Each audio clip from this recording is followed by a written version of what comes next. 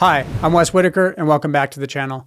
Today we're going to be delving into the intriguing world of personality and how personality influences pretty much every aspect of our lives and our relationships. As a psychotherapist, I've spent many years exploring the complexities of personality. And today we're going to go over a lot of those complexities, some of my own perspectives, things I've learned, and also go over some different theories such as Sigmund Freud, Carl Jung, and Fritz Perls, Virginia Satir, and even delve into maybe some Enneagram and some even Eastern Buddhist psychology perspective on personality. So why is it interesting to learn about personality? Well, obviously personality really affects many parts of our lives, how we show up in the world, how we react to different things and respond to different things. Personality really has a lot to do with how we organize ourselves in our lives. But where does personality begin? Well, that's a great question.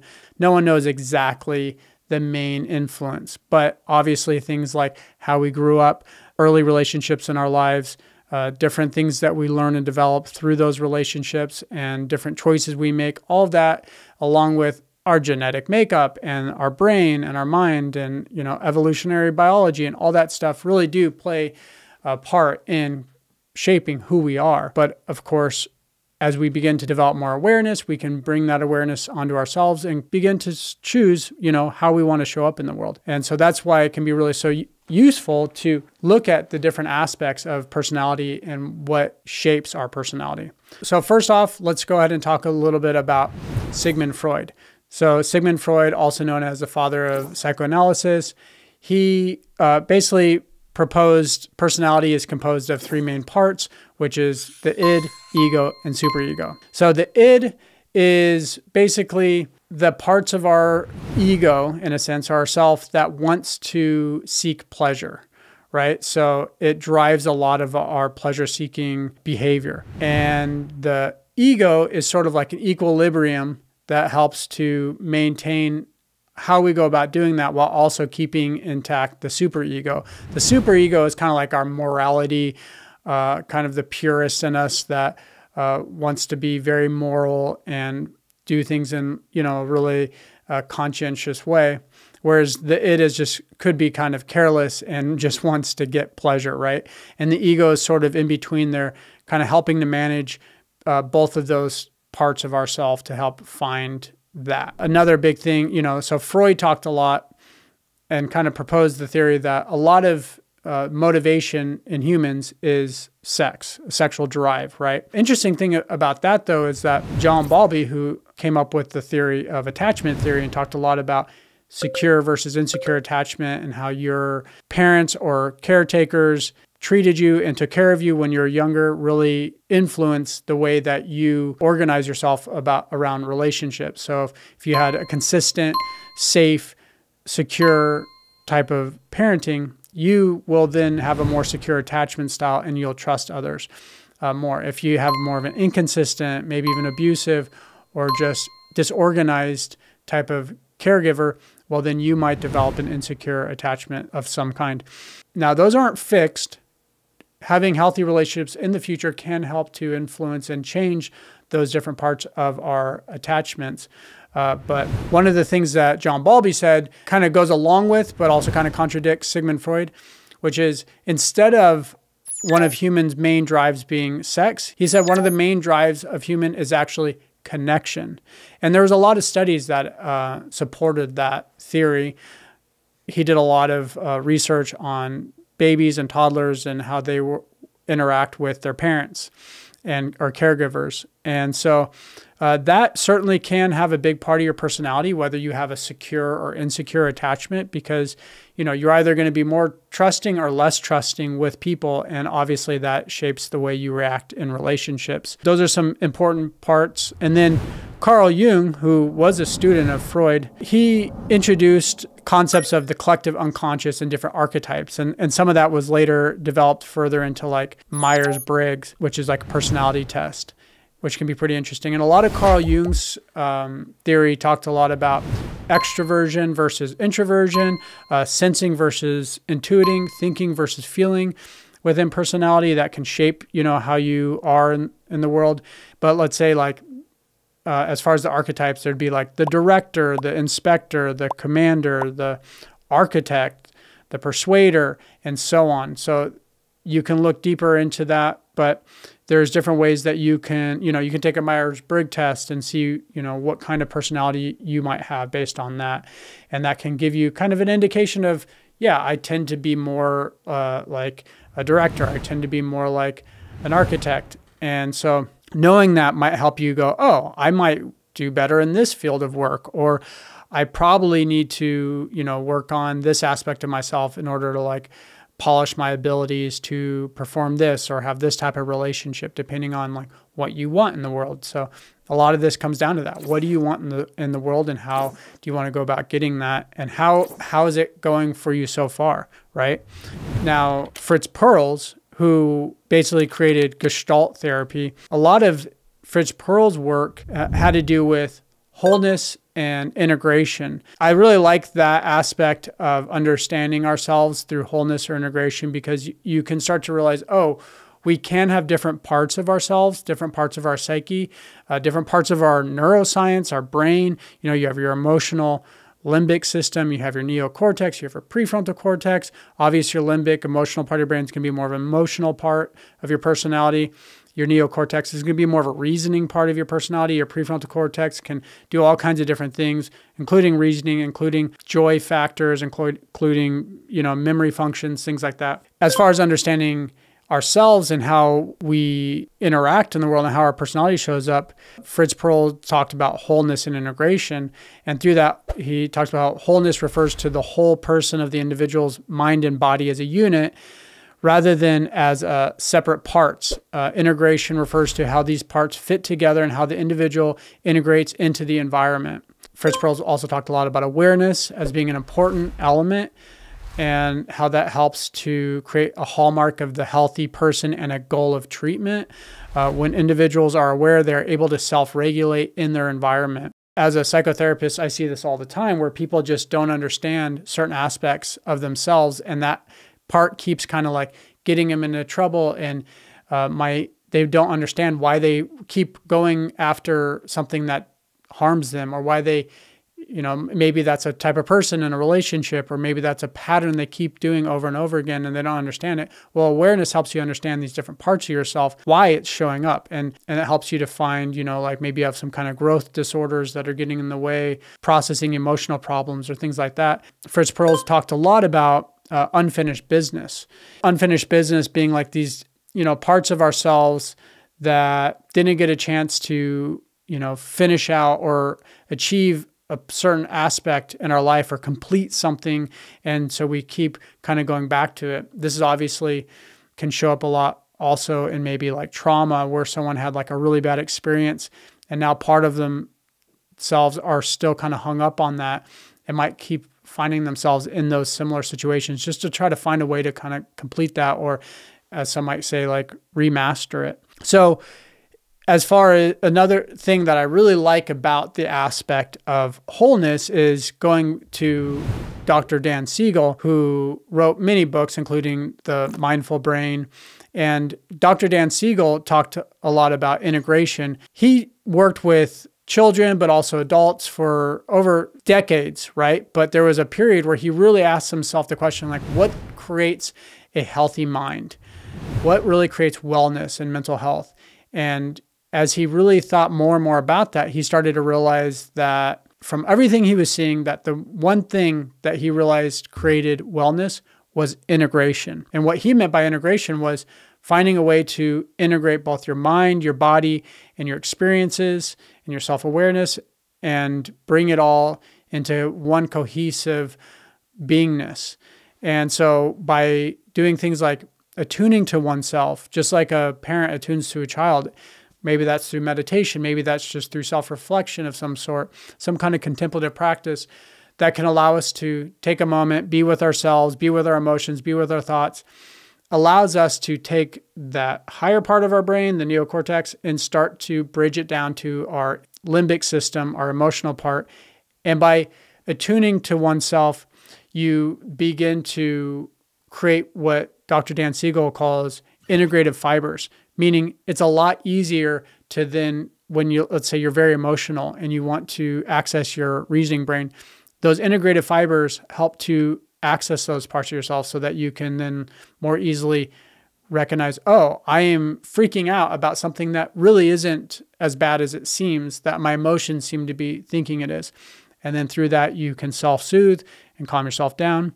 And so integration allows us to, make use of all these different parts of ourselves that can help make us whole. And then jumping over to Virginia Satir, who was, very instrumental in family therapy, she talked about, as far as parts go, about these different roles that we can show up in our family systems or just in the world, and how sometimes we get stuck in a role. Sometimes the family system wants us to be a particular role, and you see that'll happen a lot in family psychology. But the main parts that she talked about is you could either maybe become like a placater, that's just kind of a people pleaser. You could be a blamer who's always blaming and scapegoating other people for problems. You might be the thinker who's like over-rationalizing, and maybe even there can be a dissociation quality to that where you just don't have a lot of feelings. You're just thinking. You're all very much in your head, as some say. There's the distractor who could be just spontaneous and fun and basically kind of distracting everyone from like maybe tension or problems going on. And then there's also the leveler, which is the more congruent way to show up, which is like truthful and honest and direct. And that is honestly something that it can be good to strive towards, because then you are showing up as yourself, you're communicating more clearly to people, you're being more congruent, and you're usually going to be able to get to the bottom of whatever is maybe conflict or problem solving is going on at the moment. You're also just letting people know where you're at, what your boundaries might be, things like that. So it can be a really healthy way to show up in the world, is with congruence and as like a leveler. But we all can show up in different ways. And sometimes the environment and the people we're around, they might not be a safe enough place to be that honest or be that direct, whether that's at work or whether that is just, in school or just in a family system that can be a little bit more hostile. So it's important also, as we begin to shape different personalities and the roles we want to play in life and society, that we also surround ourselves with the people and an environment that helps foster the type of personality that we want to cultivate. Now, moving on to the Enneagram. The Enneagram has become really popular in the last 20 years or so. But its roots kind of start in the early 20th century, and then it just became more and more developed by different people over the decades. But it's basically like a 9-point model of different types of archetypes. So I'll just go through the 9. So 1 is the perfectionist, which tends to be focused on morality. 2 is the advisor, that tends to be more focused on supportive. The 3 is achiever, which is really into success. 4 is the individualist, that tends to be pretty focused on romance or art. 5 is the thinker or the investigator, researcher. I tend to fall into that category sometimes, although I've definitely had my artistic phase. And of course, with any of this stuff, you can find different parts of yourself in different areas of these archetypes. And then 6 is the guardian, or someone who might be more loyal. 7 is the optimist, also could be more entertaining. 8 is the challenger, which can also be pretty protective, but also challenging. And then 9 is the mediator, who is basically like the peacekeeper. As with the Enneagram, and I'm not an expert in the Enneagram, but you can take like a personality test online. You can read more about it. You can, talk to someone who's an expert in it. And it can be really fascinating as far as understanding the way you might be, finding certain patterns that you have in your life. One cool thing about it is it has these different, you might be let's say I'm the thinker investigator, but I can also be linked to, let's say, the optimist and the challenger. And then you also have your wings, which could be like the guardian and the individualist or artist type. So, and those show up in different ways and stuff. Sort of like astrology, I'm not going to, go too deep into astrology, but there are some really fun aspects of astrology. And many of us probably see some of those patterns in astrology that we could even, relate to. Let's say, so I was born in October, so I'm a Libra. But I also have a lot of parts of myself that are Virgo, that depending on your rising sign and your ascendant and all that stuff, right? Again, not going to go too deep into that. It's just kind of a fun world to dive into sometimes. Just like your sun sign doesn't mean everything, right? There's different parts of you that show up in different ways in your life. So Enneagram is kind of like that. All right, so I want to talk a little bit about Buddhist psychology and the way that our personalities and ego can show up in that world and through that lens, right? Myself studied quite a bit of Buddhist psychology, both in grad school and just in my own life. I found a lot of fascinating tools in that world. And so this is just sort of my own rundown and perspective on things that I've learned from it in the context of personality. So you might hear in Buddhism the concept of no self, right? Which is kind of interesting when we're talking about personality and ourself, right? But no self, some people might think, oh, so what happens if you achieve no self? That means you just don't have a personality. And that's not the case at all. If anything, what it means is that you actually have almost more self because you've freed up this aspect, this fixed idea of a self. And then with your own awareness, you can then kind of have more choice into how you want to shape your personality, how you want to be, because, you know, with that self-awareness, you can recognize, one, how you're showing up, and two, how you'd like to change certain aspects of yourself if you want to, but you're not so fixed on a particular self. So no self has to, you know, have a lot to do with like, oh, okay, so what is my identity? Well, how do you really know what your personality or identity or who you are, right? Like, I'm Wes and I'm a psychotherapist, but is that all I am? No, of course not. There's many different aspects of who I am. Like right now, part of me likes, you know, researching and sharing that information with people. But I also like to just go on hikes with my dog or spend time with my family and friends and loved ones and, you know, go have a nice meal or watch, you know, a movie or a show, or, you know, obviously there's different parts of myself that to do different things or play games or go play sports, right? So right now I am exploring and exercising that part of me that likes to do this. But where do all those parts exist? Like, where are they? I mean, you could probably through neuroscience nowadays map out a little bit of how those things show up, but there's no way to really for sure know where the self exists. Like, is it in your brain? Is it in your stomach? Is it in your heart? Is it in your consciousness? Is it everywhere? But as far as like who you are in your consciousness and self-consciousness, and it's really hard to pinpoint that and know who that self is. And so no self is kind of the idea that like, oh, well, there is no particular fixed self, and I might show up in a completely different way tomorrow if I want. In fact, yes, they say that personality can change very slowly, but the more awareness to bring to it, the more you influence that aspect of yourself. And in Buddhism, they talk about how the new mind is a child of the old mind. And so how you're behaving in one moment affects how you're, you know, behaving in the next. But if you bring awareness to it, you can then have that moment of like, oh, how do I want to show up next? And that kind of goes back to like Gestalt and Fritz Perls talking about, oh, okay, bringing awareness to myself helps me to be more in the here and now. And that here and now aspect allows me to kind of look at like, oh, I'm feeling this certain way right now. I don't need to go way back into my past and say, oh, I'm like this because, you know, my parents tended to favor this type of behavior or things like that, right? So I can go, oh, I'm noticing this in myself. I'm noticing this impulse, this feeling whenever this happens. Okay, what do I want to do about it? Now, that's not to say that looking back in psychoanalytics isn't helpful, because it can be, but also just being in the here and now can really unlock a lot of information to help inform us on what we want to, you know, focus on in our lives. And of course, patterns take time to integrate things because a lot of parts of our brain and our mind and our memory is procedural, and there's different aspects of how our memory and our patterns play out. Sometimes some people say like 21 days or 45 days to like start a new pattern. So it takes time to integrate new parts or traits of ourselves and different qualities of our personality. So you got to be patient. So in Tibetan Buddhism, they have the 5 Buddha families, which is archetypes of our different kinds of personalities and how they can show up. And this is actually, you can see in like Tibetan prayer flags, which you can see hanging around, you know, in certain areas, especially obviously if you go to like a Buddhist temple, like a Tibetan Buddhist temple or retreat land, or just in certain areas where people maybe have things like that. So you might see Tibetan prayer flags that have different colors, right?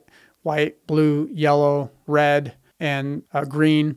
And so those correspond actually to many things, including the 5 different Buddha families. So the 5 different Buddha families are Buddha, Ratna, Karma, Padma, and Vajra. right? Buddha is represented as white. They all have different directions. Buddha is like a spaciousness quality. And just like all the different archetypes, we might find different aspects of ourselves, but we might lean more to one or the other. But Buddha is kind of more of an open, sort of an enlightened quality, but it could just be spaciousness. And that's can be kind of a wisdom aspect of it, is like openness. But on a neuroses side of it, like kind of where it doesn't always work out as productively, could be that it becomes sort of like a dissociative quality where you're kind of like spacey. Let's go into karma. Karma is represented with the color green. Karma is action. So action obviously can be a really important thing. It brings fruition. It brings productivity. So there's a lot of wisdom to action, to karma, but there can also be a neurotic side to it, which is, acting, maybe violently, or creating war, creating, weaponry, or things that can destroy or destruct things rather than create things, right? And then let's go into Ratna. Ratna, being represented by yellow, is a kind of courageous energy. It's open and generous, but on a more like neurotic side, Ratna can be maybe possessive. And then we have Padma, represented by the color red. And Padma is like a love energy, compassion, or connection. But of course, there can be a neurotic side to that as well, which is like clinginess or possessiveness, jealousy, things like that can show up. And then finally, we have Vajra, which is represented by blue. And Vajra is called mirror-like wisdom. And it's basically like understanding or grasping things very clearly and seeing things very clearly. And sort of that quality likes to create maps and sort of researching and understanding things more. I'm certainly using a lot of my Vajra mind as I like research and share this kind of stuff. And then on a more like neuroses side of Vajra, it could be where you're almost too heady, too fixated on things being a certain way, trying to really like put things into boxes and all that. So that can lead us down a less productive route if you get, over maybe corrected or overemphasized. Or if you're showing up more, let's say as Buddha or Ratna or Vajra, if you're in a good place and you're well balanced, then you're going to usually show more of the wisdom energy of that. If you're in kind of an imbalanced place, then you might be exhibiting more of the neurotic aspects of that personality type. What's cool is there's also, as you dive deeper into that, and I'll leave that up to you to do that, and maybe at some point I'll make another video deeper into this, but there's like antidotes and different ways to work with these different energies and aspects of our personalities through the Buddha family lens.